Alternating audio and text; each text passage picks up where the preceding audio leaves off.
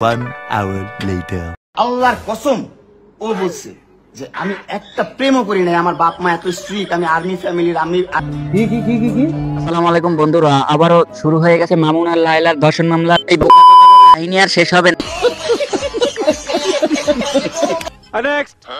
আল্লাহর কসম ও বলছে যে আমি একটা প্রেমও করি নাই, আমার বাপ মা এত স্ট্রিক্ট, আমি আর্মি ফ্যামিলির, আমি আর্মি ব্যাকগ্রাউন্ডের, আমাকে একটা মুভমেন্ট করতে দেয় না, একটা জায়গায় যাইতে দেয় না, এটা বলছে এই মহিলা। কিন্তু দিন শেষে জানা গেল কি দুইটা বিয়ে করছে। নারী মানুষ ভালো না রে।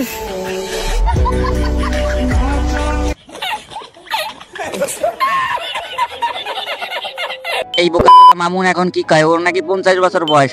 তুই কি আগে জানতি না যে এটার 50 বছর বয়স না 60 বছর বয়স? এখন মারাচ্ছিস কেন? ঠিক বলেছো। বাংলাদেশের আইন কতটা জঘন্য হইলে এর মতো একটা মহিলা ধর্ষণ মামলা আমাকে দিতে পারে? 50 বছরের একটা মহিলা আমাকে ধর্ষণ মামলা দিচ্ছে।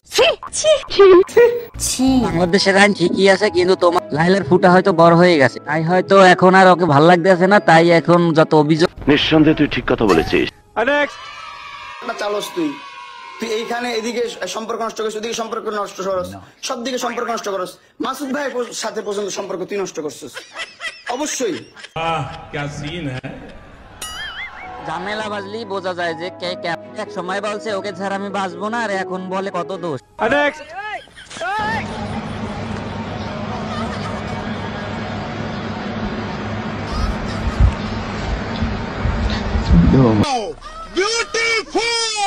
এইটাও সম্ভব? ও এতক্ষণে বুঝলাম মামুনের সাথে লাইলার ঝামেলা। এই মেয়েটার সাথে মামুন এখন ভালোবাসায় গেছে, তাই দেখে আবার লাইলার জ্বলতিছে, তাই লাইলা আবার ধর্ষণ মামলা মামুনকে দিই। 5টা মামলা করছে এই মহিলা আমার নামে, এই বজ্জাত মহিলা আমার নামে 5টা মামলা করছে। 5টা মামলা কইরা আমার যেমনি মন চায় সেমনি নাচতেছে।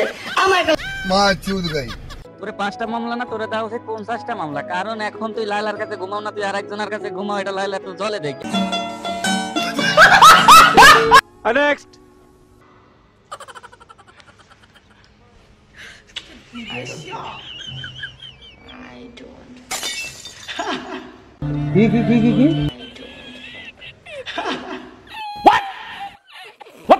ওরে বাবা, এখন দি বলে আই ফাক মি, মানে চলো এখনই খাটে যাই, এখনই শুরু করে দি কিছু করা। ঠিক বলেছো। আচ্ছা ঠিক আছে। আর জীবনে 4টা-5টা বছর ধরে বলছে যে এই আমার এই দুইটা হচ্ছে আমার কাজিনের বাচ্চা, আমার বাচ্চা না, আমি বিয়ে করি নাই, আমি জীবনে প্রেমই করি নাই, এটা বলছো। আল্লাহর কসম ও বলছে যে আমি ও ভাই মারো মুঝে, মারো মুঝে, মারো नहीं ये मजाक हो रहा है, एक सेकंड यार मजाक हो। আস্তে আস্তে সত্যি কথা সবই বাইরে যাইতেছে। এখন নাকি লাইলার দুটো সন্তানও আছে, সেটা আবার মামুন নিজের মুখেই বলতিছে। নিঃসন্দেহে তুই ঠিক কথা বলেছিস। কথা কি ক্লিয়ার না ভেজাল আছে? আচ্ছা বন্ধুরা, আমার আর ভালো লাগতেছে না, আজকের মতন ভিডিও এখানেই শেষ করতেছি। তোমরা সবাই ভালো থাকো, ভিডিওতে লাইক শেয়ার কমেন্ট করো, অবশ্যই চ্যানেলটি সাবস্ক্রাইব করো। কি কাউকে গালি দিয়েছি?